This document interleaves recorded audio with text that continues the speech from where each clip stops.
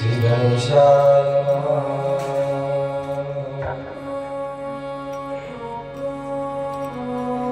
श्री जानकी वल्लभो विजयते श्री रामचरितमानस।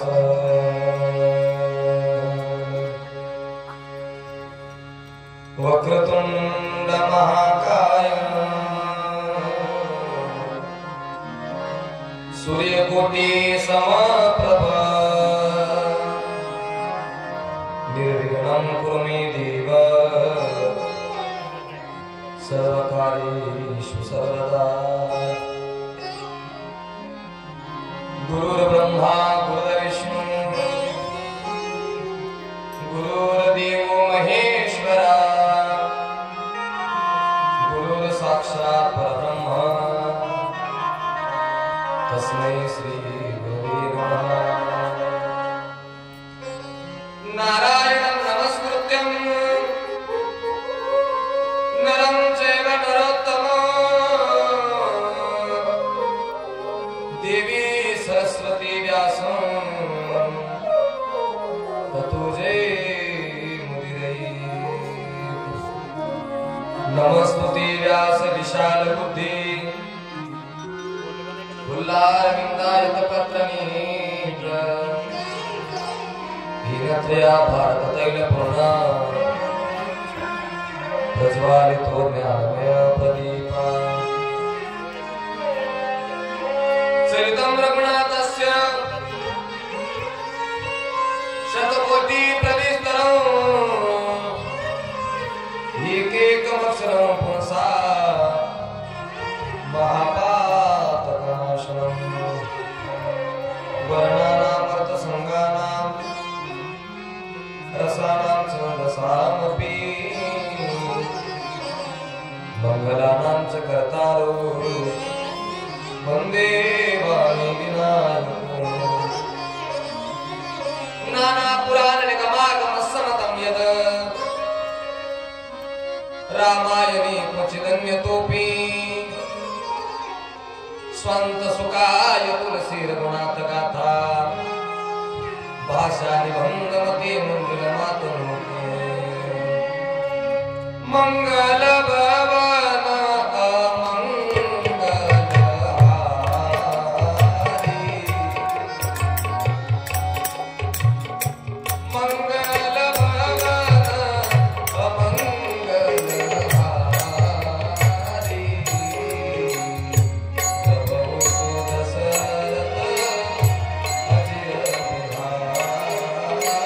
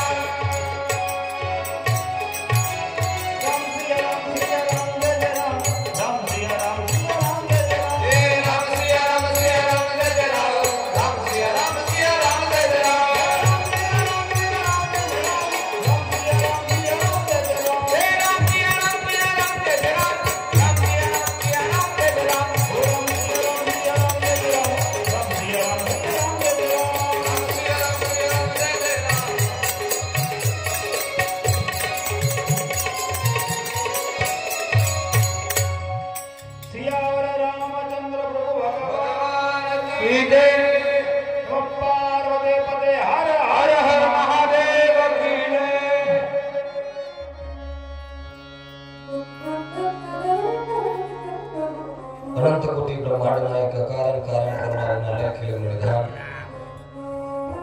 रुक्मिणी प्राण संजीवन जगत आधार भक्तवत्सल भगवान श्री पांडुरंग परमात्मा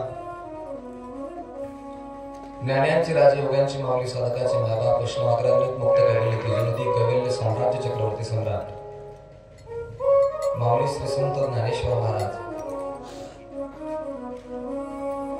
जगद्गुरु श्री तुकाराम महाराज शांतीराम एकनाथ महाराज वारकरी संप्रदायातील आदी करून सगळे संत मंडळी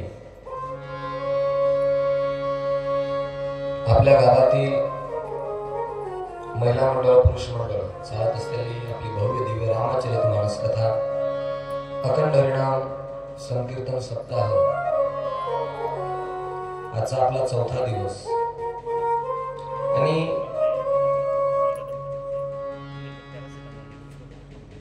मागच्या कथा भागामध्ये आपण या ठिकाणी भगवान रामचंद्राचा जन्म पाहिला.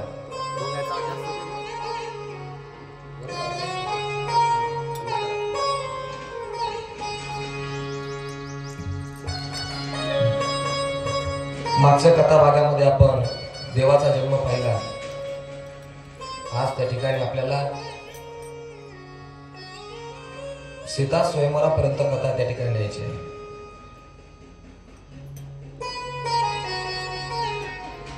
ज्या नगरामध्ये देवाचा जन्म झाला ते नगर अतिशय भव्य आहे. त्या नगराला एक नदी आहे. ती नदी अतिशय पवित्र आहे. तिचं नाव शरयू नदी. शरयू नदीच्या काठावर बसलेलं हे नगर, तिचं नाव अयोध्या. आणि या मोठ्या नगरामध्ये भगवंताने जन्म घेतला.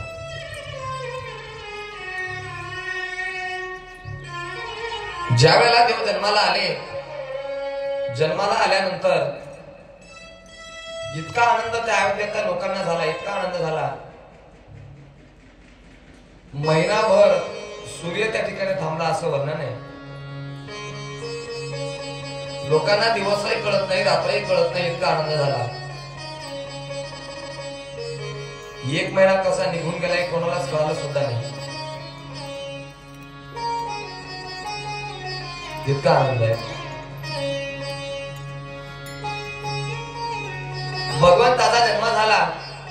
पाहता पाहता पाहता त्या ठिकाणी कैकेयी सुता सुमित्रा दो सुंदर सूत जनमत भई हो. कौतुक देखी पतंग बुराना एक मास ती जात न जाना. पाहता पाहता कैकेयीला सुमित्राला त्या ठिकाणी मुलं झाली. 4 मुलं राजा दशरथाला त्या ठिकाणी झाली. एक महिना सूर्य त्या ठिकाणी गेला नाही. एक महिना सूर्य थांबला. इतका आनंद आहे, भरपूर आनंद आहे. आणि हा आनंद पाहण्यासाठी महादेव त्या ठिकाणी जातात. महादेवानं पार्वतीला सांगितलं, पार्वती मी एके दिवशी एक चोरी केली.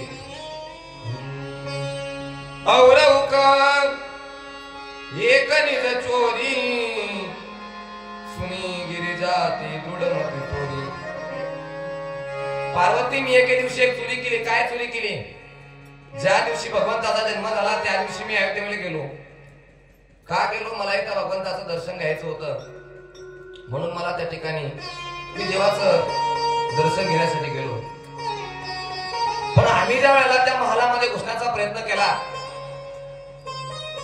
माझ्यासोबत काक घुसुंडी आहे. जात असताना त्या ठिकाणी आम्हाला त्या द्वारपालांनी अडवलं. का अडवलं असेल? आमचे वस्त्र साधे होते. आम्हाला त्यांनी ओळखलं नाही. आमचा वेश जरा साधा होता, वेश वेगळा होता, ओळखलं नाही. कोणात आपण कुठे जाता?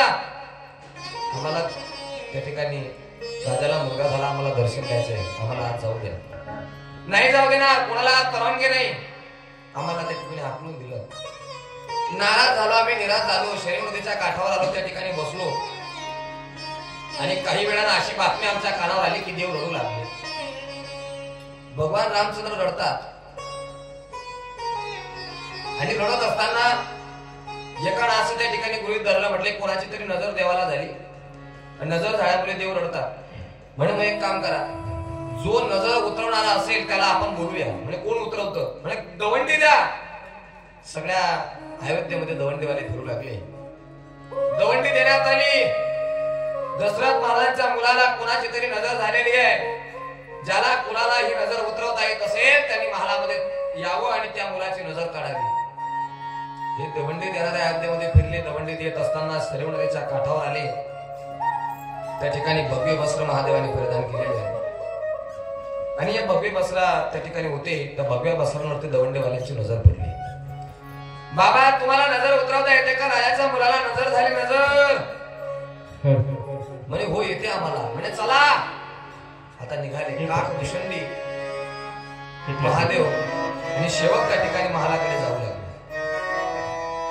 ऊंचे ऊंचे मंदिर तेरा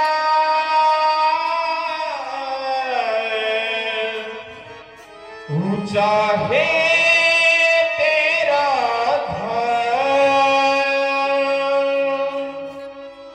हे कैलाश वाले भोले बाबा हम करता है तुझे रे प्रणाम. नगर में जोगी आया भेद कोई समझ न पाया और जब है तेरी माया हो सबसे बड़ा है तेरा नाम. तेरा नाम भोलेनाथ भोलेनाथ भोलेनाथ भोलेनाथ भोलेनाथ. नगर में जोगी आया अगर है तेरी माया. नगर में जोगी आया बदला के घर आया सबसे बड़ा है तेरा नाम. तेरा नाम भोलेनाथ भोलेनाथ भोलेनाथ.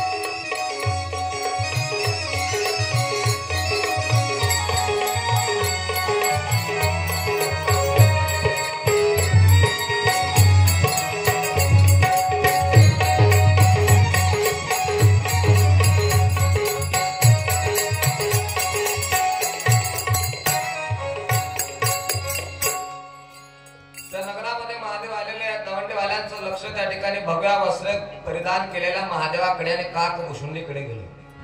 महाराज आपल्याला एका बाळाची नजर उतरवायची, येते का तुम्हाला, जमतं का ते? महादेवाने सांगितलं हो आम्हाला जमतं आम्हाला, आम्ही करतो ते काम. म्हणे मग चला. म्हणे कुठे?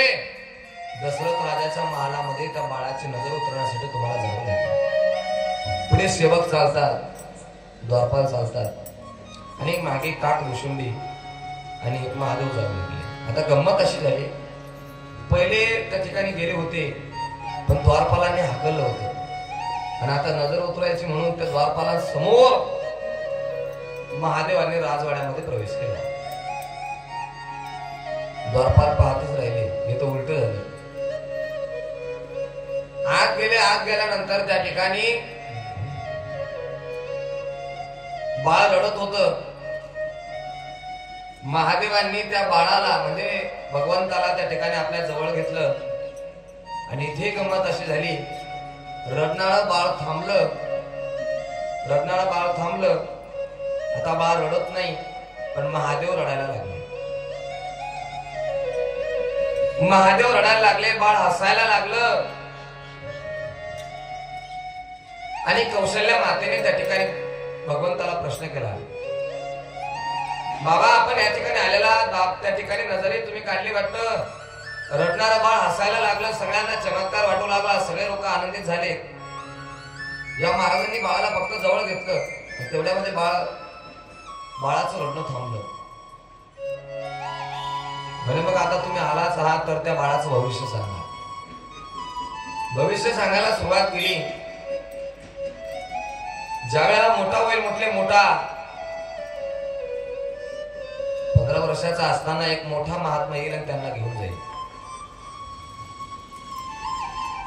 पुढचं सांगत होते की त्यांना त्या ठिकाणी वनवास होईल, त्यांच्या पत्नीचं हरण होईल, दुःख भोगावं लागेल. पण त्या ठिकाणी विचार केला आपण हे जर सांगितलं तरी आनंदामध्ये त्या ठिकाणी त्यांना दुःख होईल, म्हणून हा विचार करून पुढचे शब्द त्या ठिकाणी थांबवले. बाबा सांगा ना, आणखी भविष्य सांगा ना बाबा.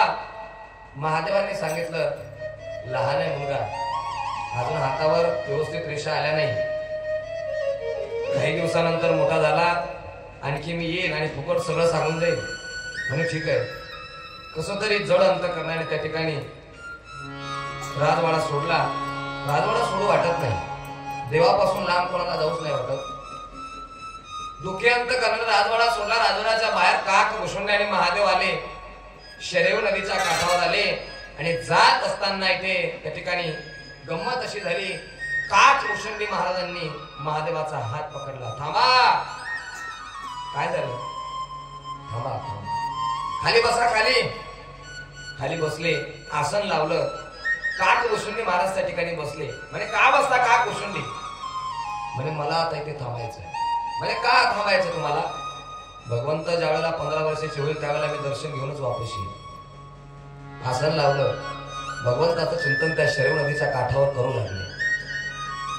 भगवंताने विचार केला. महादेव सांगतात काक भुशुंडी महाराज तुम्ही थांबा, तुम्ही ब्रह्मचारी आहे, मला थांबायला परवडणार नाही, मी जातो. त्या ठिकाणी काक भुशुंडी महाराज थांबले आणि थांबल्यानंतर महादेव निघून गेले. पुढची कथा अशी आली.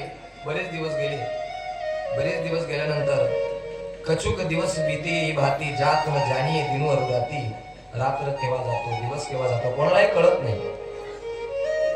पण त्यावेळेला एक मोठा संस्कार करायचा होता, तो म्हणजे नामकरण संस्कार.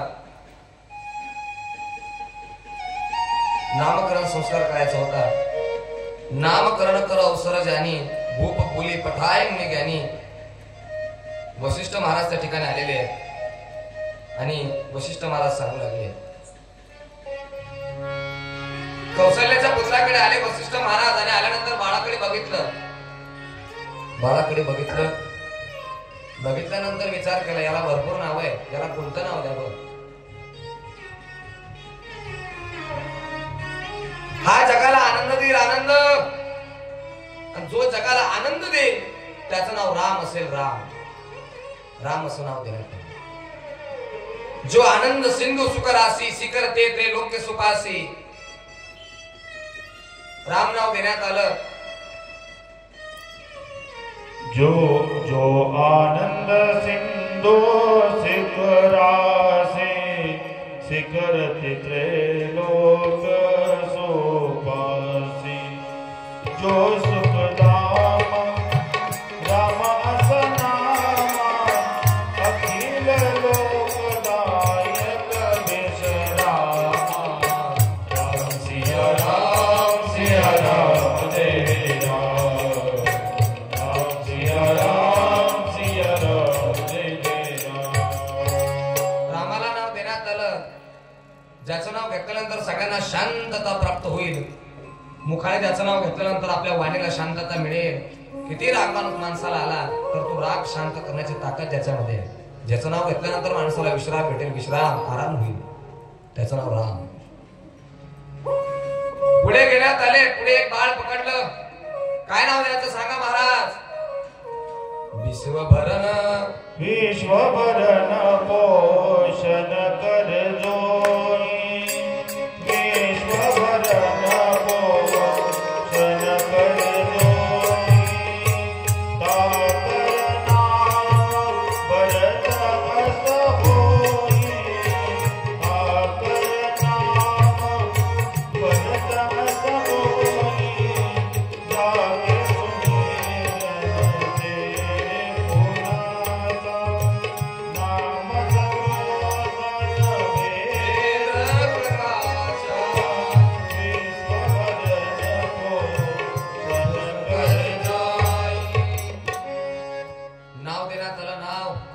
विश्वभरण पोषण कर जुई ताकर नाम भरत असोई. महाराज सगळ्या विश्वाचं भरण पोषण करण्याची ताकद ज्याच्यामध्ये त्याचं नाव भरत राहील. म्हणजे ठीक आहे, चला पुढे चला. ज्याके सुमिरन ते रूपुणासा नाम शत्रुहन वेद प्रकाश. ज्याचं नाव घेतल्यानंतर त्याच्या नावामध्ये सगळे वेदांचा प्रकाश ज्याच्यामध्ये पडण्यात येतो त्याचं नाव शत्रुघ्न असेल. विपू सुद्धा शत्रुघ्न असेल. एक मुलगा राहिला, शेषाचा अवतार आहे. शेषाचा वसिष्ठांनी त्याच्याकडे त्या ठिकाणी दृष्टी टाकली. दंडवत केला, प्रणाम केला. महाराज नाव काय द्यावं.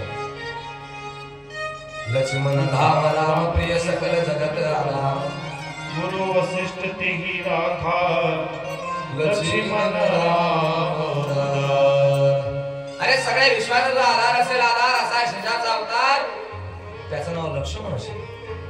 चारही मुलांना त्या ठिकाणी नामकरण संस्कार यथोचित पद्धतीमध्ये पार पडला, यथासांगसिद्धा पार पडला. लक्ष्मण शत्रुघ्न हे गोऱ्या रंगाचे आहेत, राम भरत हे सावळे आहेत. आणि आता नामकरण संस्कार थोडा पार पडला. लहान लहान लहान लहान बालक आणि त्या लहान लहान बालकांच्या बाललीला त्या ठिकाणी अयोध्येमधून होऊ लागली. लहानशे राम आहे, 2-2 दात आहे, कुरळे कुरळे केस आहे, अति प्रिय मधुर तोतरे बोला बोबडे बोलणं आहे. आणि असे हसतात राम हसतात त्या ठिकाणी. तेरी मंद मंद मुस्कनिया वो तेरी मंद मंद मुस्कनिया पे तेरी मंद मंद मुस्कनिया पे बलिहार राघव जी बलिहार राघव जी बलिहार राघव जी बलिहार राघव जी. तेरी मंद मंद मुस्कनिया पे तेरी मधुर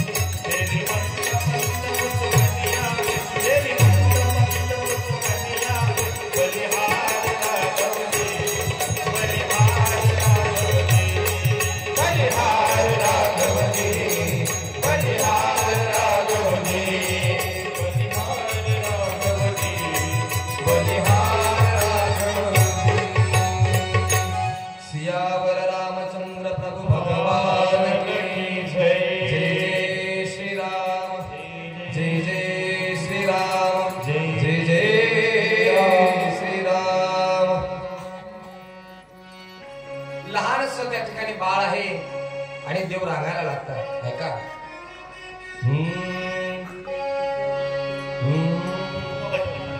अति प्रिय मधुर तो तरे बोला.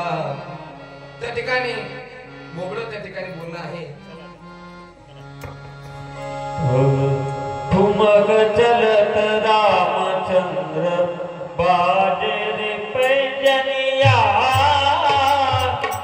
ठुमक चलत रामचंद्र बाजे रे पैजनिया.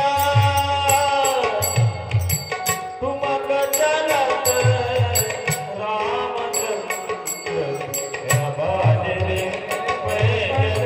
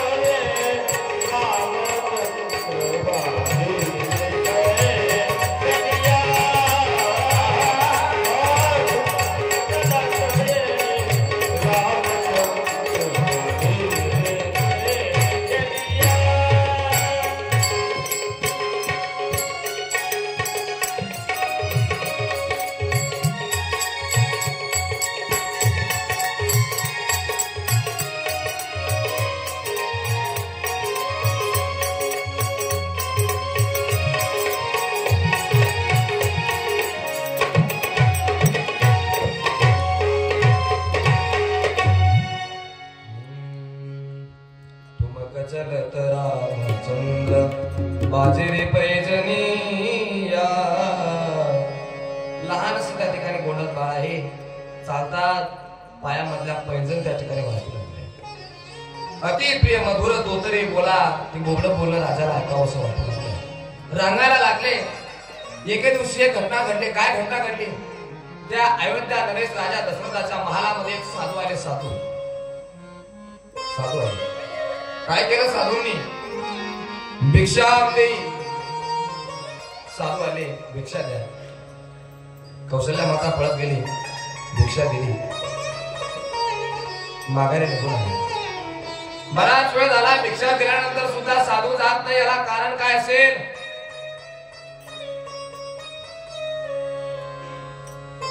एक दिवस झाला. दुसऱ्या दिवशी पुन्हा साधू आले. भिक्षा देई. भिक्षा द्या. कौशल्या माता पुन्हा पळत गेली. भिक्षा वाढली. पण चमत्कार असा झाला. पहिल्या दिवशी जेवढे साधू आले होते त्याच्यापेक्षा दुप्पट साधू आज आले. आणि आल्यानंतर त्यांना भिक्षा दिली. पण इथेही गंमत अशी झाली. यांना भिक्षा दिल्यानंतर सुद्धा हे जागेहून हलत नाही. कौशल्या माता माघारी जाते. तिसरा दिवस आला. तिसरा दिवस आणि तिसरा दिवस आल्यानंतर सुद्धा साधूंची संख्या 3 पट झाली.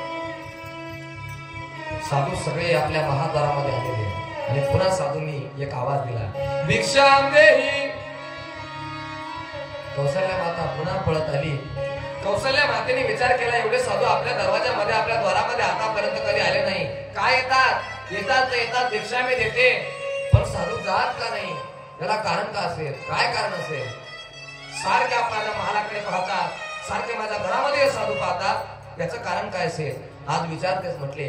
आज कौशल्या माता गेल्यानंतर त्या साधूंना भिक्षा देण्यात आली. आणि हळू आवाजामध्ये साधूंना त्या ठिकाणी कौशल्या माता विचारते. महाराज एक विचार. आतापर्यंत आमच्या दरवाजामध्ये आमच्या द्वारामध्ये इतके तेजस्वी साधू आतापर्यंत आले नाही. तुम्ही साधू नाही वाटतो. तुमच्या चेहऱ्यावर जर पाहिलं तर तुम्ही कोणीतरी देवता वाटता. तुम्ही साधू नाही वाटत. महाराज पहिल्या दिवशी आले. मी भिक्षा दिली. आपण गेले नाही. दुसऱ्या दिवशी तुमची संख्या दुप्पट झाली तरी तुम्ही जात नाही. आज तिसरा दिवस उगवला, तुमची संख्या 3 पट झाली. आजही मी तुम्हाला भिक्षा दिली पण तुम्ही जात नाही. कोण आहात तुम्ही मला सांगा ना. तुम्ही सारखे माझ्या महालामध्ये त्या ठिकाणी मध्ये पाहतात महाराज. कौशल्या बोलते. हे बोलणं ऐकून त्या ठिकाणी त्या साधूने रडायला सुरुवात केली.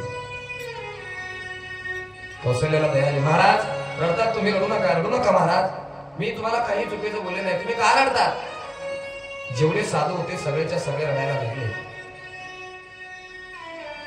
महाराज मला माफ करा, माझ्याकडून चुकी झाली, मी तुम्हाला विचारायला नाही पाहिजे होतं, पण तुम्ही का रडतात, रडू नका, मला क्षमा करा, मी त्या ठिकाणी माझी चुकी कबूल करते. कौशल्या तुझी काही चुकी नाही, मग का रडतात महाराज. अरे तुझ्या घरामध्ये देवताने जन्म घेतलेला आहे, त्या बाळाकडे आम्ही पाहतोय. भगवान रामचंद्र एका भिंतीच्या आधार घेऊन त्या ठिकाणी उभे होते. सारखे ते साधू रामाकडे पाहतात. कौशल्या माताही पाहू लागली. तुला सांगू का कौशल्या, हिमालयामध्ये साधू तपश्चर्या करतात. तपश्चर्या करता करता करता करता काही साधू त्या ठिकाणी तपश्चर्या करतात ना, बरेच जनावर येतात, त्या साधूंचं मांसही खातात, पण तरी साधू तपश्चर्या त्या ठिकाणी मोडत नाही. एवढे तपस्वी साधू या जगामध्ये आहेत, पण तरी सुद्धा त्यांना भगवंताचं दर्शन होत नाही. आम्हीही तपश्चर्या करतो, आम्ही हिमालयातले साधू आहोत, आम्ही खूप तपश्चर्या केली, पण आम्हाला भगवंताला त्या ठिकाणी दर्शन झालं नाही. अरे धिक्कार आहे या मानव शरीरावर. ज्या भिंतीचा आधार भगवंताने घेतलेला आहे, त्या भिंतीचा दगड जरी आम्ही बनला असतो तरी आमचा उद्धार या ठिकाणी झाला असतो.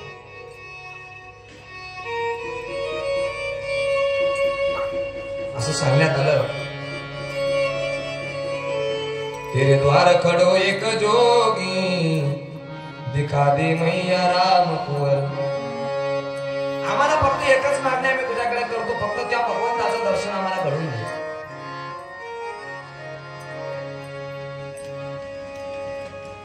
पुढे अशी कथा सांगण्यात आली. एकदा म्हटले भगवान रामचंद्राची आंघोळ वगैरे केली आणि कौशल्या मातेने रामाला पाळण्यामध्ये घातलं. एक बार जननियन बाई, करी श्रृंगार पालना पोडाई. पाळण्यामध्ये घातलं. काय चमत्कार झाला. पाळण्यामध्ये टाकल्यानंतर तिने देवपूजा केली. देवपूजा कौशल्या मातेने, आणि देवपूजा करून देवाला नैवेद्य देण्याची पद्धत आपल्याकडे. देवाला नैवेद्य दिला आणि आपापल्या कामामध्ये व्यस्त झाली कौशल्या माता.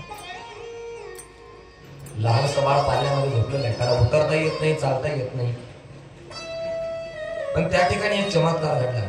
खरी पूजा नैवेद्य चढावा, आप गई जहा पाक बनावा, बहुरी मात हवा चली आई, भोजन करत देख सुत जाई. कौशल्याने काय पाहिलं, आपापल्या कामामध्ये व्यस्त असलेले कौशल्या पाळण्यामध्ये राम झोपलेला आहे, देवाला नैवेद्य दिलेला आहे. पाळण्यातल्या बाळाने त्या ठिकाणी काय केलं माहितीये, खाली आलं.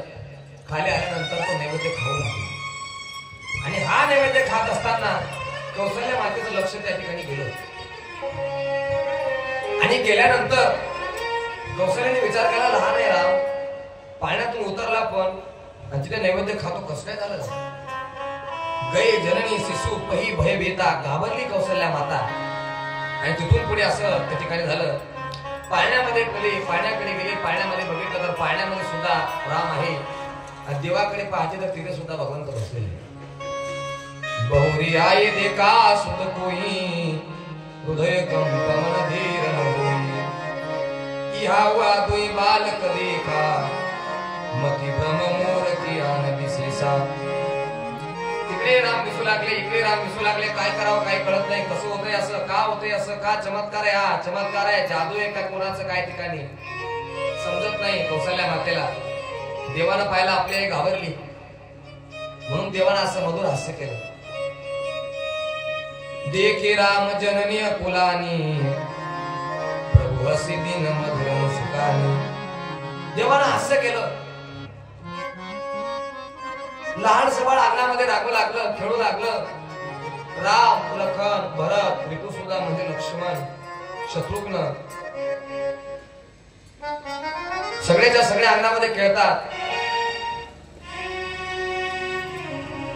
दशरथ महाराजांनी आवाज दिला एक दिवशी, रामा रामा रामा इकडे ये. मी भोजन करतो, माझ्यासोबत भोजनाला बस, असं दशरथ महाराज सांगतात.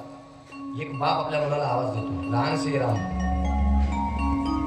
भरपूर वेळेस आवाज दिला तरी सुद्धा राम येत नाही. पण तेवढ्यामध्ये कौशल्या माता आली. कौशल्याने आवाज दिला, राघव. लहानसं बाळ असं पळत पळत गेलं आणि आपल्या आईजवळ येऊन बसलं. कौशल्या जब बोल नाही, ठुमक ठुमक प्रभू चलई राई. कौशल्या ज्यावेळेला रामाला बोलवते त्यावेळेला राम येतो. दशरथ महाराज बोलवतात, येत नाही.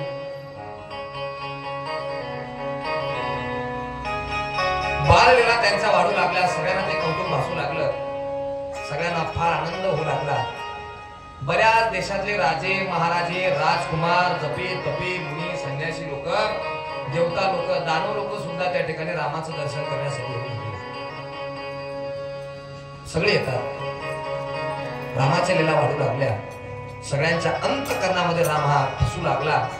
प्रत्येकाला झोप लागत नाही. एखादा व्यक्ती झोपत असेल तर त्या ठिकाणी राम दिसतो, उठत असेल तर राम दिसतो.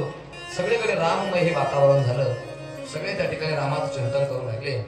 आणि पुढे त्या ठिकाणी यज्ञपवित संस्कार झाला.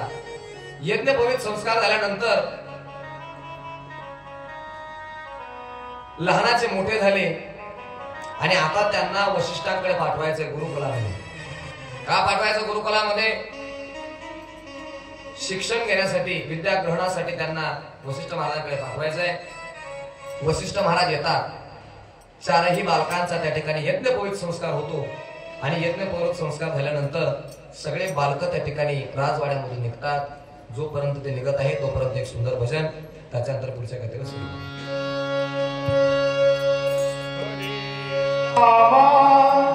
हरे रामा राम राम हरे हरे हरे कृष्णा कृष्णा कृष्णा हरे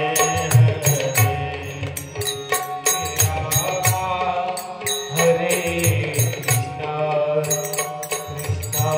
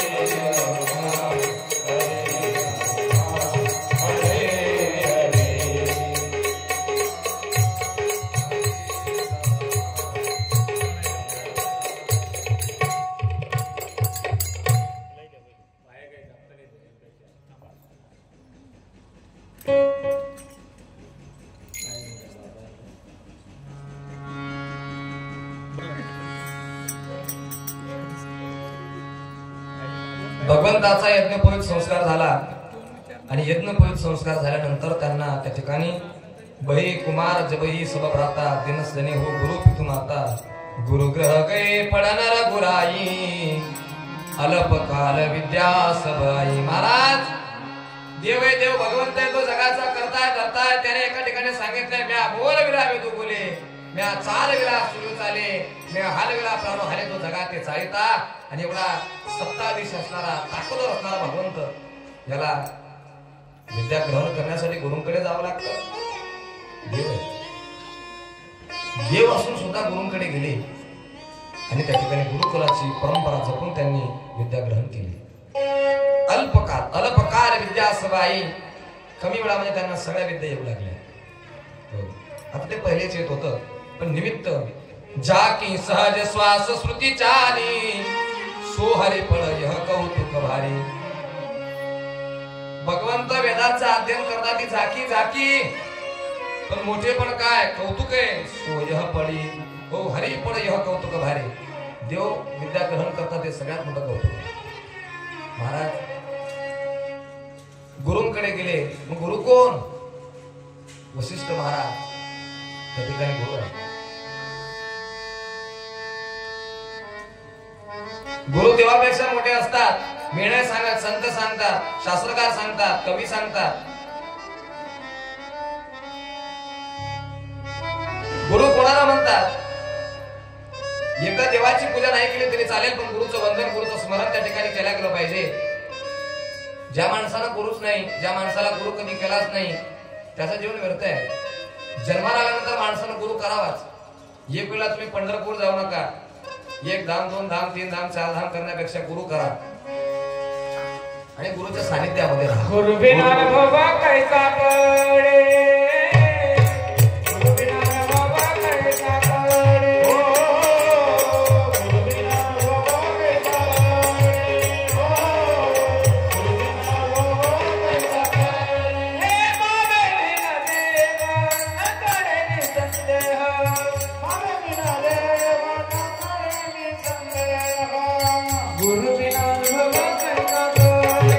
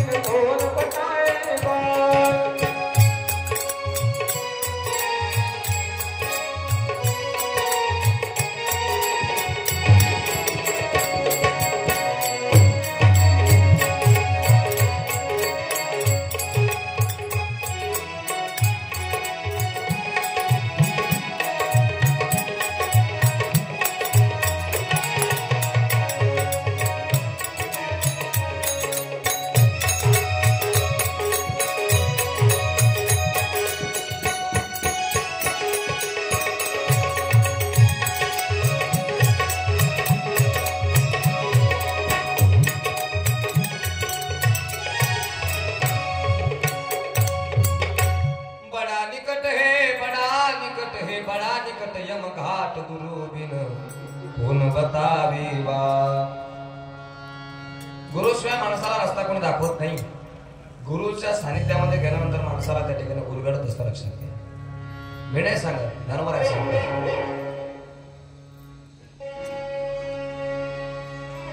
मजर दही सद्गुरु जिने तारिला हा संसार पुरु मनोनी विशेष वद्या दुरु विवेकावरी. गुरु हा संत कुळीचा राजा, गुरु हा प्राण विसावा माझा, गुरुवेन देव तुझा पाहता नाही त्रिलोकी. या तीन लोकांमध्ये स्वर्ग मृत्यू पाताळ, या तीन लोकांमध्ये गुरु शिवाय दुसरा देवच नाही. करतल बाण धनुष्यती स्वाहा देखत रूप चराचर मुहा.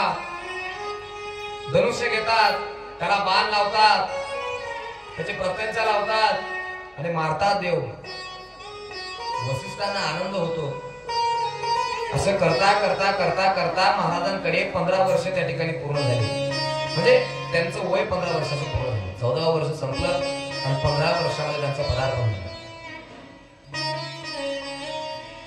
विद्या घेण्याचं जे वय होतं ते संपलं. आता आश्रम तुम्ही सोडा. दशरथांना निरोप पाठवण्यात आला. सुमंत जे आले आणि त्या ठिकाणी राम, लखन, भरत, शत्रुघ्न या चारही भावंडांना राजाच्या त्या ठिकाणी सानिध्यामध्ये देण्यात आलं. दशरथ राजाच्या स्वाधीन केलं. वर्ष 15 भय भगवाना. पण जरी राम देव असेल तरी पुढचं वर्णन असं आलं, देव आहे देव. घरी आले. घरी म्हणजे अयोध्येमध्ये. अयोध्येत आले. 3 आई आपल्याला आहे, 3 माता आहे.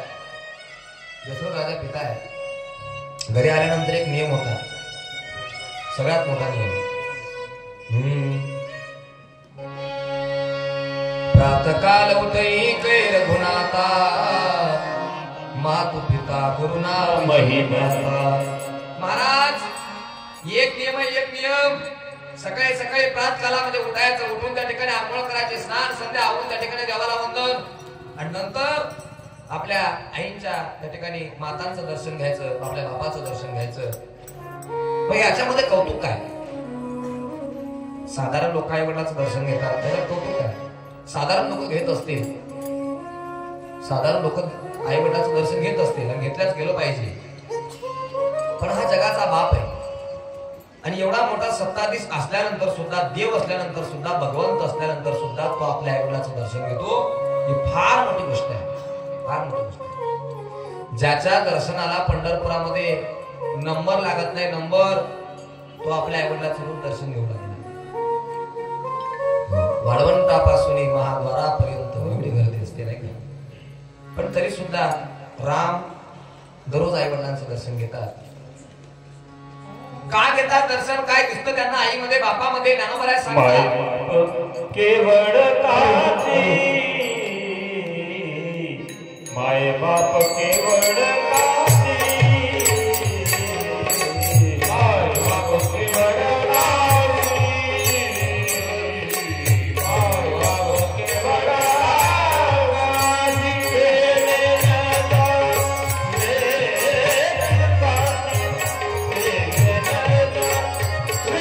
काची.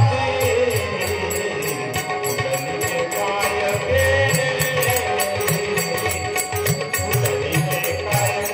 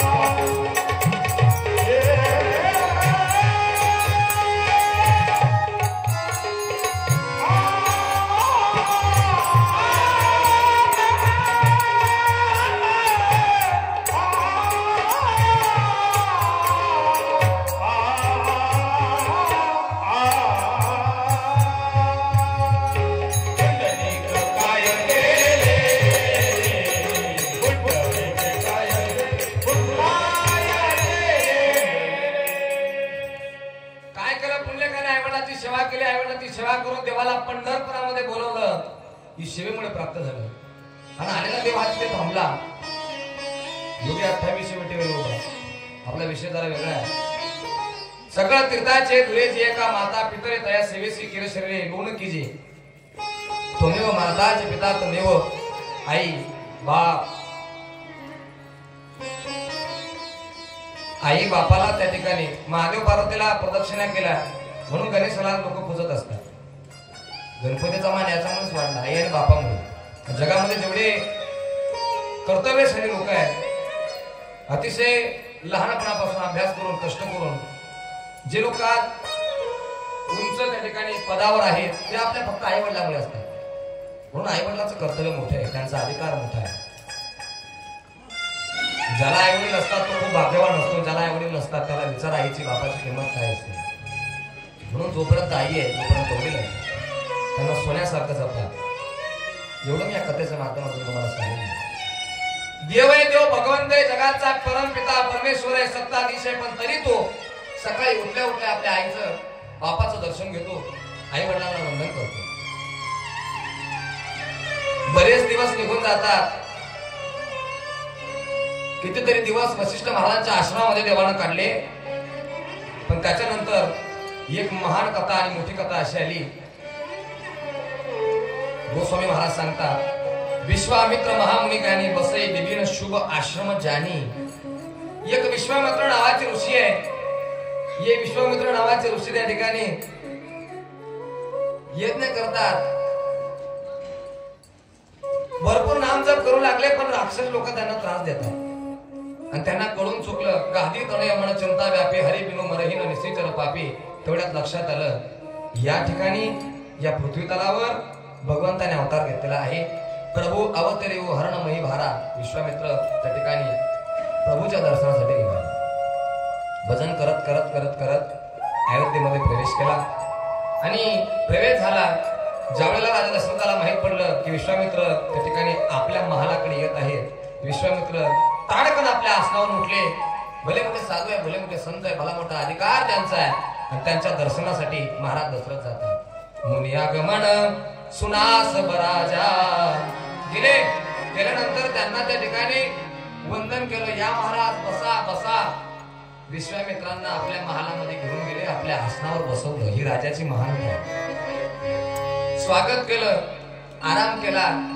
आणि आराम केल्यानंतर हळूच शब्द दशरथांनी काढले, महाराज की ही कारण आगमन तुम्हाला काय कारण होतं अयोध्येमध्ये आगमन केलं सांगा तुम्ही, लगेच मी त्या ठिकाणी तुमचं कारण पूर्ण करतो.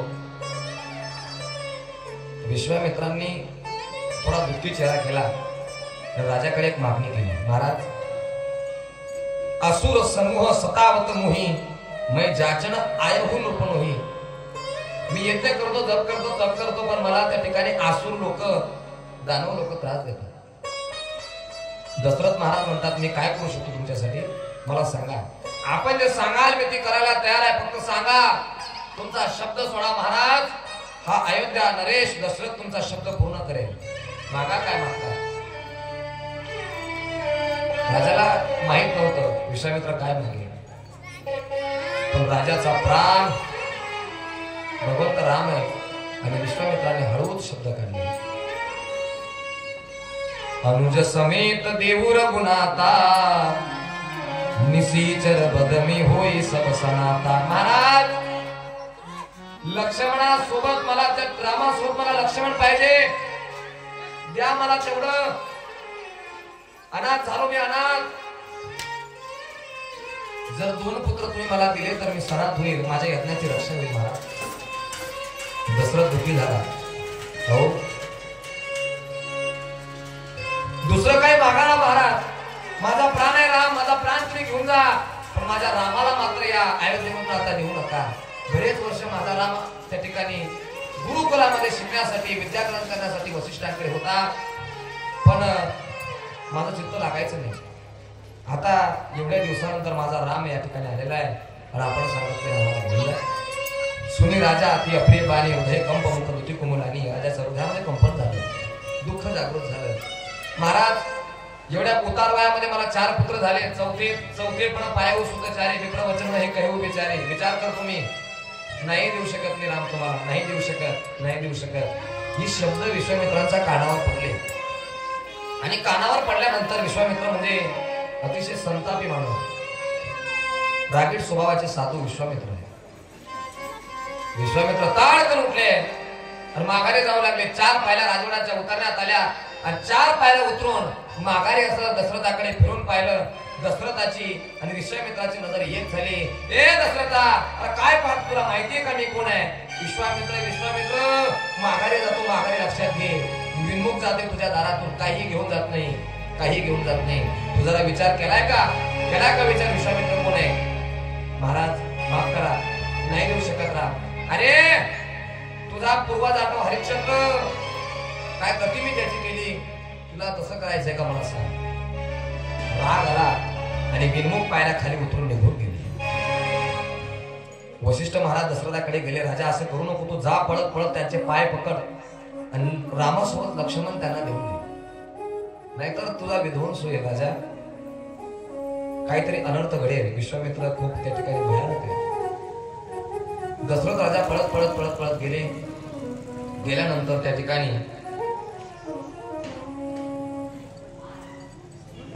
विश्वामित्र महाराजांचे चरण पकडले आणि चरण पकडून त्यांना विनंती केली, महाराज आपण जी मागणी केली होती मी पूर्ण करतो, तुम्ही रामालाही घेऊन जा, लक्ष्मणालाही घेऊन जा. आता तिथं बरंच त्या ठिकाणी वर्णन आहे, पण आपल्या कथेचा वेळ संपत आलेला आपल्याला अल्प त्या ठिकाणी वेळेमध्ये सीता स्वयंवर करायचं आहे. राजाने सांगितलं होतं, महाराज माझा राम मागण्यापेक्षा माझ्याकडे धन मागा, गाय मागा, संपत्ती मागा, माझं राज्य मागा, मी तुम्हाला सगळं देऊन टाकेल, पण माझा राम मागू नका. पण तरीही त्या ठिकाणी रामाला त्या ठिकाणी देण्यात आलं. राम, लक्ष्मण आणि विश्वामित्र या ठिकाणी निघाले. जात असताना एक भलं मोठं अरण्य लागलं. त्या अरण्यामध्ये एक राक्षसीन होती, खूप अवाढ भव्य स्वरूपाची, खूप मोठी. तिचं नाव तारका. विश्वामित्राने सांगितलं, या जंगलामध्ये एक मोठी राक्षसीन आहे, ती खूप साधू महात्म्यांना त्रास देते, काय करू? तिचा वध तुम्हाला करायचा आहे. समोर आली आणि तिला मारण्यात आलं. तिचा वध झाला. तारका वध आपल्या ठिकाणी झाला. पुढे निघाले. पुढे जात असताना त्या ठिकाणी एक निमंत्रण विश्वामित्र महाराजांना आलं. कशाचं निमंत्रण आहे? भली मोठी नगरी आहे जनकपूर, मिथिला, त्या नगरीचा राजा जनक, या जनकाचं निमंत्रण आलं. जनकाची कन्या सीता, सीतेचं स्वयंवर आहे म्हणून विश्वामित्रांना आमंत्रण. विश्वामित्रांनी त्यांना सांगितलं, आपल्याला आता स्वयंवरासाठी जायचं आहे. कोणाच्या स्वयंवरासाठी? महाराज भला मोठा राजा आहे, भला मोठा वैदिक महात्मा आहे जनक. त्या जनकाची एक सुंदर स्वरूपाची कन्या, जगात अशी स्त्री नाही एवढी सुंदर आहे, खूप सुंदर स्त्री, तिचं नाव सीता. बाबा कोण आहे ही सीता? एक भला मोठा राजा होता, राजाने तपश्चर्या केली. कोणाची तपश्चर्या केली? बाबा लक्ष्मीची तपश्चर्या केली आणि तिला त्या ठिकाणी प्रसन्न होऊन मागण्यात आलं, तुम्ही माझ्या घरी जन्म घ्या. लक्ष्मीने सांगितलं, राजा मी जर जन्म घेतला तर मी जन्म घेतल्यानंतर मी स्थिर राहत नाही. लक्ष्मी म्हणजे पैसा, ज्यांच्याकडे जास्त पैसा असतो ते लोक स्थिर थांबत नाही, ते काही ना काही करत असतात. राजाने सांगितलं, चालेल मला, तरी तुम्ही माझ्याकडे जन्म घ्या. जन्म घेतला. जन्म घेतल्यानंतर त्या ठिकाणी ही लक्ष्मी लहानाची मोठी झाली, किशोर वयामध्ये आली, तारुण्य अवस्था तिची झाली आणि तारुण्य अवस्थेमध्ये विवाहाचं तिचं वय झालं. राजाने ठरवलं, आता आपण याचं स्वयंवर करायचं. स्वयंवर करण्यासाठी हिला वर कसा शोधावा, काय करावं काही कळत नाही. एक नियम ठेवला, या ब्रह्मांडामध्ये जो नीलवर्ण असेल, नीलवर्ण ध्यात्वा नीलोत्पलश्याम, रामरक्षेमध्ये वर्णन आहे, निळा राम, नीळ वर्ण ज्याचा असेल त्याच्याशी तिचा विवाह करण्यात येईल असं सांगण्यात आलं. बऱ्याच लोकांनी कपट केला.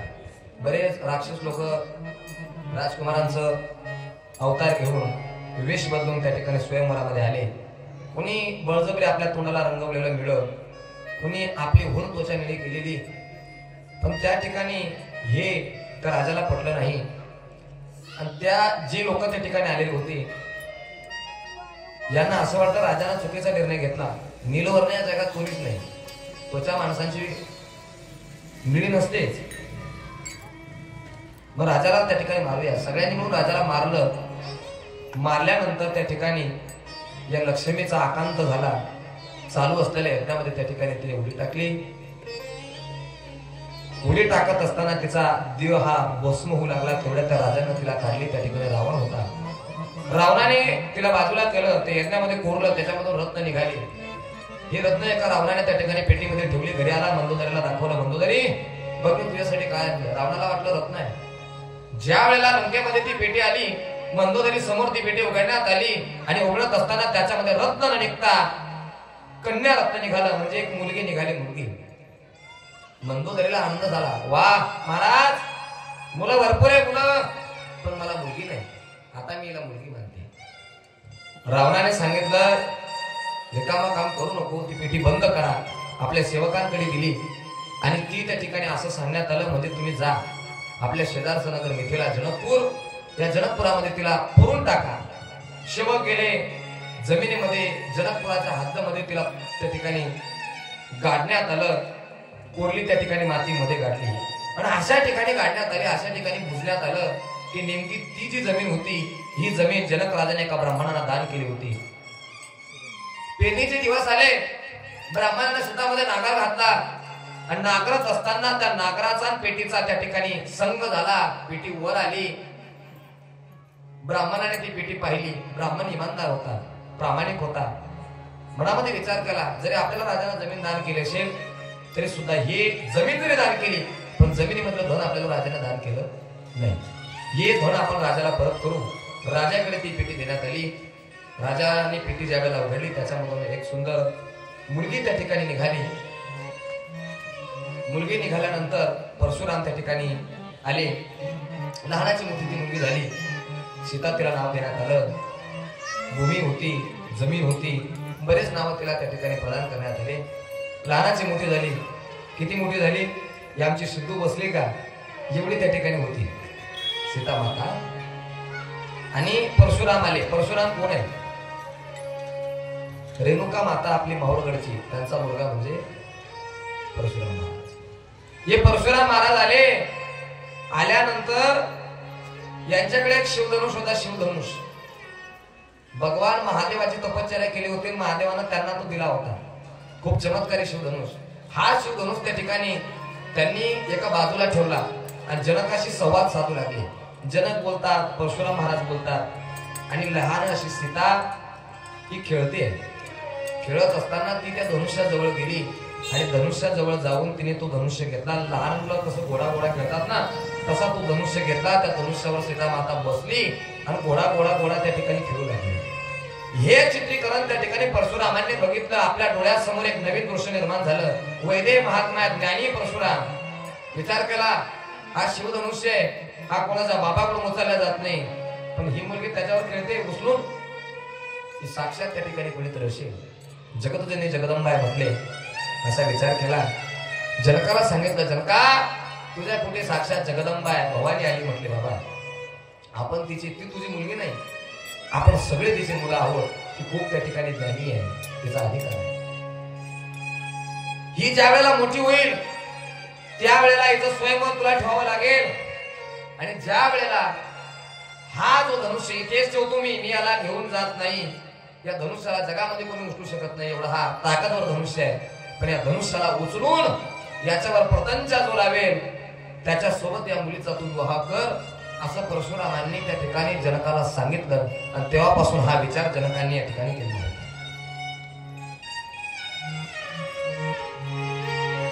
तिथून पुढे हे सगळं विश्वामित्र महाराज रामाला सांगतात. रामाने सांगितलं, असं आहे का बाबा, ही का सीता? बरं बरं बरं. विश्वामित्राने सांगितलं, रामा या सीतेच्या स्वयंवरासाठी आपल्याला जायचं आहे. हो बाबा चालेल. जनकपुराकडे निघाले. मध्ये गंगा नदी लागली. गंगेचं स्नान झालं आणि गंगेचं स्नान होऊन त्या ठिकाणी जनकपुराकडे गेले. मध्यस्थी एक आश्रम लागला. त्या आश्रम कोणाचा होता? अतिशय भयानक त्या आश्रमाचं रूप आहे. इतकं भयानक रामाने विश्वामित्रांना प्रश्न विचारला, महाराज हा आश्रम कोणाचा आहे? आश्रम एक दिख मग माई खग मृग जीव जंतू कह नाही. आणि त्या आश्रमामध्ये एक मोठी शिला होती. शिला म्हणजे दगड. मला मोठा दगड पडलेला आहे. इतकं मोठा आश्रम पण आश्रमामध्ये कोणी वास्तव्याला नाही. विश्वामित्रांना रामाने प्रश्न विचारला, महाराज आश्रम कोणाचं आहे? सगळं भयानक दिसू लागलं. राम विचारतात. विश्वामित्रांनी सांगितलं, रामा या आश्रम गौतम ऋषींचा आहे. गौतम ऋषी. बाबा कोण गौतम ऋषी? भले मोठे महात्मा होते रामा. मग हे कुठे जातात, कुठे राहतात? इथे कोणीच नाही. ही भली मोठी शिळा या ठिकाणी पडलेली आहे. रामा ही शिळा नाही. ही शिळा म्हणजे त्या गौतम ऋषींची पत्नी अहिल्या. बाबा ही शिळा दिसते, अहिल्या कशी? अरे गौतम ऋषींचा साप आहे अहिल्याला, म्हणून ती शिळा झाली. कसा श्राप दिला बाबा? काय झालं होतं मला जरा उलगडून सांगा. विश्वामित्राने सांगायला सुरुवात केली. गौतम ऋषी होते. गौतम ऋषी ब्रह्मदेवाची मुलगी होती अहिल्या. आणि या अहिल्याचं स्वयंवर ठेवण्यात आलं. ब्रह्मदेवाने ठेवलं. ब्रह्मदेवाने नियम ठेवला, स्वयंवरामध्ये जो पृथ्वीची प्रदक्षिणा मारून येईल त्याला ही अहिल्या देण्यात येईल. त्याला अहिल्या जयमाला घालेल. तिच्यासोबत अहिल्याचा विवाह करण्यात येईल, असा नियम आहे बघा. वो गौतम ऋषी या ठिकाणी आहेत. गौतम ऋषी सकाळी उठले, आंघोळ झाली, स्नान झालं आणि त्या ठिकाणी सगळे देवादेव लोक स्वयंवरासाठी जाऊ लागले ब्रह्मदेवाकडे. गौतमाने सांगितलं, महाराज थांबा ना, महाराज थांबा ना. कुठे जातात तुम्ही? कोणी थांबत नाही. सगळे गौतमाला ओव्हरटेक करतात. गणपतीने विमान थांबवलं. गणपतीचं जे वाहन आहे हे थकलं, थांबलं. महाराज कुठे जातात? ब्रह्मदेवाची मुलगी अहिल्या, तिचं स्वयंवर आहे, जायचंय आम्हाला. असं ठीक आहे. तिथून गौतम ऋषी निघाले, आंघोळ केली, गंगेचं स्नान झालं आणि एक नेटकीच म्हणजे चालू एक कपिला नावाची गाय व्याली होती. त्या कपिला नावाच्या गायीला वासरासहित गौतमांनी 5 प्रदक्षिणा मारल्या आणि पृथ्वी प्रदक्षिणेचं पुण्य त्या ठिकाणी त्यांचं वाढलं. जसं पुण्य वाढलं तसं गौतम ऋषी सत्य लोकामध्ये आले आणि सत्य लोकामध्ये आल्यानंतर ब्रह्मदेवाने अहिल्याशी त्या ठिकाणी गौतमांचा विवाह करून दिला. ज्या वेळेला विवाह झाला त्यावेळेला इंद्राला राग आला. इंद्र त्या ठिकाणी उपस्थित होता. इंद्राने सांगितलं, ब्रह्मदेवाने कपट केला, ब्रह्मदेवाने वशीला लावला म्हणून इंद्राला राग आला. इंद्राने सांगितलं, ब्रह्मदेवा तू तुझी कन्या मला दिली नाही ना, तू गौतमांना दिली. पण एक लक्षात ठेव ब्रह्मदेवा, एके दिवशी या गौतम ऋषींच्या आश्रमामध्ये जाऊन मी त्या ठिकाणी त्या अहिल्याच्या सतीत्वावर बाध आणेन असं सांगितलं आणि तिथून निघून गेले. बरेच दिवस गेले. बरेच दिवस अतिशय थाटामध्ये त्या ठिकाणी गौतमांचा अहिल्याचा संसार चालू आहे. आणि एके दिवशी इंद्राच्या मनामध्ये कपट आला, त्याला आठवण झाली आणि इंद्रानं त्या ठिकाणी गौतमांचं रूप घेतलं. गौतमांचं रूप घेतलं. चंद्राला सांगितलं, तू कोंबडा हो कोंबडा. का कोंबडा व्हायला सांगितलं? मध्यरात्र होती. गौतमांचं रूप इंद्राने घेतलं, चंद्राने कोंबड्याचं रूप घेतलं आणि त्या गौतमांच्या आश्रमाच्या बाहेर आले. आश्रमामध्ये गौतम ऋषी अहिल्या माता निद्रिस्त आहे. त्या ठिकाणी चंद्राला सांगितलं, कोंबडा हो आणि बांग दे. मध्यरात्री आहे. आता पूर्वी पहिले पद्धत होती, सकाळी सकाळी कोंबडे बांग द्यायचे, लोक उठायचे. कोंबड्याचा बांग ऐकू ना. मध्यरात्री बांग दिला कोंबड्याने. गौतमांच्या कानावर आवाज पडला. महाराज उठले आणि उठल्यानंतर साधूचं काय काम असतं? उठून त्यांनी गंगेच्या स्नानाची अपेक्षा केली आणि गंगेवर स्नानासाठी निघून गेले. इंद्राने पाहिलं महाराज जाता स्नानासाठी. त्याचा फायदा घेऊन इंद्र गौतमांचं रूप घेऊन त्या ठिकाणी आश्रमामध्ये शिरले आणि शिरून अहिल्याच्या सतीत्वावर त्यांनी बाध आणलं. गंगेवर ज्या ठिकाणी गेले, स्वतः गंगा सांगू लागले, गौतम महाराज तुम्हाला कळतं का तुम्हाला? मध्यरात्री तुम्ही गंगेच्या स्नानाची अपेक्षा करतात, गंगेमध्ये स्नान करतात. ही स्नानाची वेळ नाही, माघारी जा माघारी. गौतमांना कळलं. गौतम महाराज माघारी आले आणि माघारी येत असताना नेमकं त्या ठिकाणी दरवाजाची कडी वाजवली. अहिल्या बाहेर आली. अहिल्याने पाहिलं, अरे गौतम महाराज जर बाहेर आहे मग माझ्यासोबत मध्ये कोण आहे? त्या ठिकाणी इंद्राने आपलं रूप बदलवलं. गौतमांनी पाहिलं. गौतमांना राग आला. राग पाहून इंद्र हसू लागला. गौतमांना कळालं इंद्राने जसं सांगितलं होतं तसं केलं. गौतमांनी इंद्राला श्राप दिला. काय श्राप दिला? इंद्रा बध पडतील बध. इंद्रा पडली बगे चंद्र झाला काळा.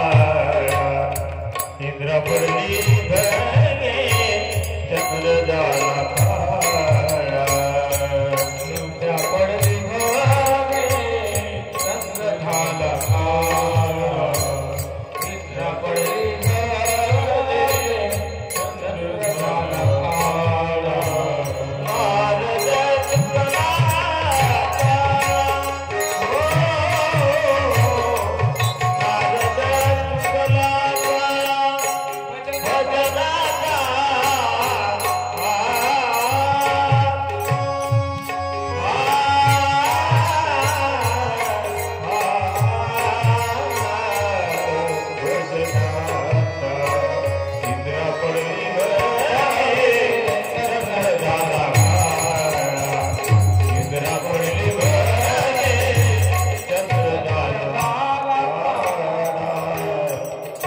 इंद्राला श्राप दिला, इंद्रा तुला बद पडतील. इंद्राला बद पडली. चंद्राने कोंबड्या स्वरूप घेतलं होतं, उठवलं होतं. चंद्र काळा झाला, सुंदर चंद्र काळा झाला. अहिल्या रडू लागली. महाराजांकडे विनवण्या केला, महाराज मला माफ करा, माझ्याकडून फार मोठी चूक झाली. तुला कळत नाही पती काय असतो, पती कोण असतो, दगडाच्या काळजाची पाषाण होशील असा श्राप दिला बाबा. आणि तेव्हापासून पाषाण झालेली ही अहिल्या ही ती शिळा आहे रामा. आणि त्या ठिकाणी त्या अहिल्याने ज्या वेळेला गौतमांनी श्राप दिला होता, पण अहिल्याने उशाप मागितला होता आणि गौतमांनी उशाप असा दिला. त्रेतायुगामध्ये भगवान रामचंद्र अवतार घेतील, ते फिरत फिरत येतील, त्यांच्या पायाची माती तुला लागेल आणि तू मुक्त होशील असा उशाप आहे. विश्वामित्राने सांगितलं वेळ करू नका, आपल्याला सीता स्वयंवर करायचंय, तुम्ही पटकन आपल्या पायाची माती त्या शिळेला लावा आणि अहिल्याला मुक्त करा. पायाची माती शिळेला लावली, अहिल्या मुक्त झाली, अहिल्याचा उद्धार झाला. तिथून पुढे त्या ठिकाणी राम, लखन आणि विश्वामित्र महाराज ही त्या ठिकाणी जनकपुराकडे जाऊ लागली. गंगा सांगते गौतमी ही वेळ त्या ठिकाणी जाऊ लागली. गंगेचं स्नान केलं आणि गंगेचं स्नान केल्यानंतर जनकपुरामध्ये प्रवेश. जनकपुरामध्ये प्रवेश केला, बातमी कळाली जनकाला. जनक पळत पळत पळत पळत आला, विश्वामित्रांचं दर्शन घेतलं. भली मोठी आमराई लागली, त्या आमराईमध्ये महाराज थांबले. राम, लक्ष्मण आणि त्या ठिकाणी विश्वामित्र महाराज. जनक राजा पळत पळत आला, विचारलं आपण विश्वामित्रांना ओळखलं, पण दोन राम आणि लक्ष्मणाला त्यांनी ओळखलं नाही. चेहऱ्यावर तेच चमकतंय, राजकुमार दिसतात, पण यांचे कपडे तर भगवे. हे नेमकं ऋषीपुत्र आहे का राजपुत्र हे कळत नाही. महाराजांनी विचारलं, महाराज हे कोण आहे? सांगू लागले, हे दशरथ नंदन, अयोध्या नरेश दशरथाचे पुत्र आहे. दशरथ नंदन आहे. आनंद झाला, व्यवस्था बदलवली. चला महाराज इथे थांबू नका, तुमची व्यवस्था महालात करतो. महालामध्ये व्यवस्था केली आणि त्या ठिकाणी जाऊन बसले. एक दिवस झाला. दुसऱ्या दिवशी रामानं अपेक्षा केली, महाराज आम्हाला जनकपूर फिरायचंय. लक्ष्मणाचा आग्रह की आम्हाला सगळी मिथिला नगरी फिरायची आहे. विश्वामित्रांनी होकार दिला. राम, लक्ष्मण हे जनकपुरामध्ये फिरू लागले. लहान लहान लहान लहान मुलं जनकपुरामध्ये रामाला, लक्ष्मणाला एक एक वस्तू त्या मिथिला नगरीमध्ये दाखवतात. सगळ्यांचं लक्ष त्या रामाकडे आहे. लहान लोक रामाकडे पाहतात, मोठे पाहतात. सगळे विचार रामाविषयी करू लागले. वा काय सुंदर आहे राम, काय सुंदर आहे तो लक्ष्मण, असा विचार प्रत्येकाच्या मनामध्ये. सगळीकडे लोकांना राम दिसतो. पहिल्याच दिवशी रामाने लक्ष्मणाने सगळं जनकपूर वेड करून टाकलं. जिथे नाही तिथे फक्त या दोन राजकुमारांची चर्चा. सीतेलाही सांगण्यात आलं, दोन राजकुमार आलेले आहेत, म्हटले फार सुंदर आहे. म्हणजे असं एक दिवस झाला, भोजन झालं, विश्रांती झाली, रात्र झाली, निद्रिस्त झाली. दुसरा दिवस उगवला. विश्वामित्रांकडे अपेक्षा केली, महाराज आम्ही फुलं आणतो, फुलं पुष्प आणतो. आणि पुष्प वाटिकेमध्ये त्या ठिकाणी गेले, म्हणजे फळाच्या बागेत गेले. राम, लक्ष्मण आणि त्या फळाच्या बागेमध्ये गेल्यानंतर, फुलाच्या बागेमध्ये गेल्यानंतर एका स्त्रीने पाहिलं, सखीने पाहिलं आणि पळत पळत पळत पळत सीता मातेकडे गेली.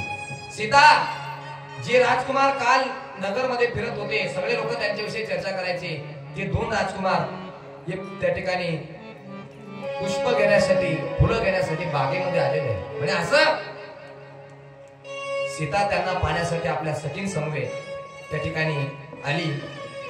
आणि ज्या वेळेला रामाची आणि सीतेची नजर एक झाली, त्यावेळेला त्यांना काहीही कळालेलं नाही. राम को देखकर श्री जनकनंदजी, राम को देखकर श्री जनकनंदजी, बाग में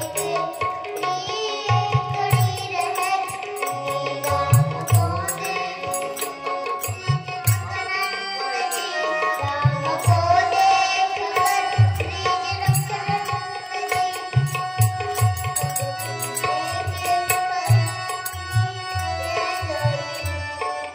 को देखकर श्री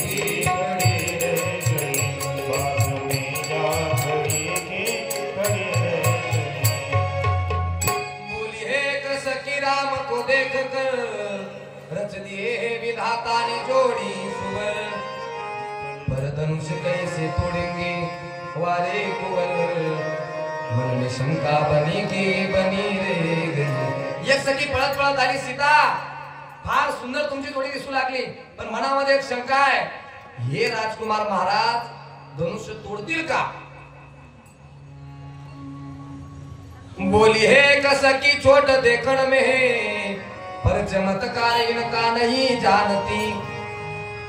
म्हटले याचा चमत्कार तू जाणत नाही। काय चमत्कार। एकही बाण में ताड़का राक्षसी उठ सकी ना पडी की पडी रह गई। एकच बाण मारला ताडकेला पडली तर उठलीच नाही। म्हटले हा चमत्कार आहे। म्हणे ठीक आहे। सख्या पळत पळत पळत पळत आल्या। राम सीतेकडे पाहतात सीता रामाकडे पाहते। एकालाही कोणालाही त्या ठिकाणी भान राहिलं नाही। सीतेला हात धरला सखीने एका चल सीता चल गौरीचं स्तवन करायचंय। घेऊन गेले आणि उद्याचा दिवस उगवला। शतानंदजी महाराज त्या ठिकाणी आले आणि विश्वामित्रांना सांगितलं महाराज आपण आता सीता स्वयंवराची तयारी करूया। त्या ठिकाणी सीता स्वयंवरामध्ये प्रवेश केला। प्रवेश करतात राजकुवरती अवसर आहे मनही मनोरथा तन छाई। तेवढ्या जनकांचे भाट आले। सगळ्यांनी घोषणा केली ज्या ज्या राज्यामधून त्या ठिकाणी या ठिकाणी आलेले असतील राजे महाराजे आले असतील त्यांना आम्ही प्रथमतः दंडवत करतो। या ठिकाणी भला मोठा धनुष्य आम्ही ठेवलेला आहे। या धनुष्याला जो कोणी वस्तू प्रपंच लावेल त्याला ही सीता त्या ठिकाणी जे मला घालेल असं सांगण्यात आलं। बरेच राजे उठले बरेच उठून त्या ठिकाणी प्रपंच लावू लागले पण एकाकडूनही धनुष्य हलत नाही हलत धनुष्य। काय करावं काही समजत नाही। बराच वेळ झाला पण धनुष्य कोणी उचलू शकत नाही। भले भले मोठी मोठी राजे लागले बाकीचे असू लागले बाकीचे क्रोधायमान झाले। जनकाला राग आला। जनक कुठला अरे या पृथ्वी तलावर एकही त्या ठिकाणी मर्द नाही एकही शूर नाही एकही राजा नाही जो कोणी या धनुष्याला ओतून प्रपंच लावू शकतो। नावाला राजे म्हटले नावाला राग आला। सगळ्यांनी माना खाली घातल्या पण मात्र लक्ष्मणाची मान वर आहे रामाची मान वर आहे। लक्ष्मणाला राग आला। लक्ष्मणाला राहावलं नाही। महाराज जाऊ का विश्वामित्राची परवानगी घेतली। जाऊ का महाराज जा। हे जनक एक पाणी भाषा बोलू लागला असं बोलू नको या पृथ्वी तलावर कोणी मर्द नाही म्हणून।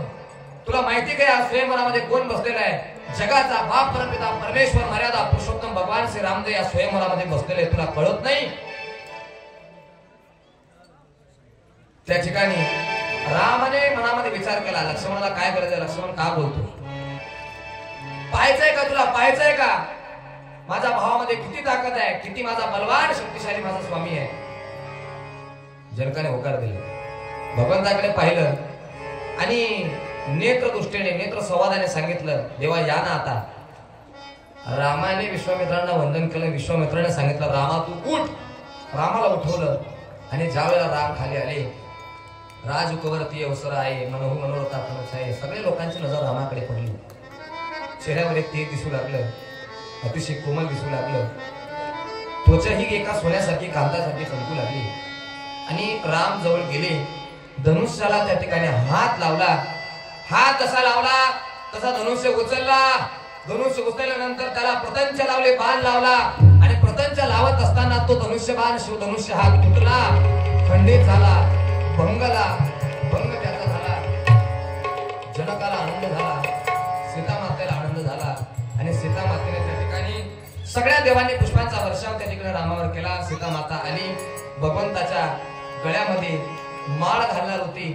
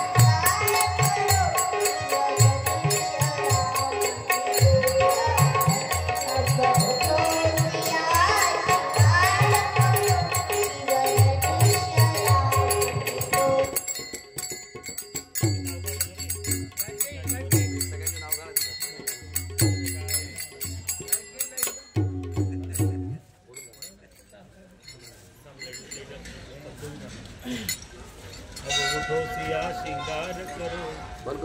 2 वर्षामध्ये रामकथा आहे दादा.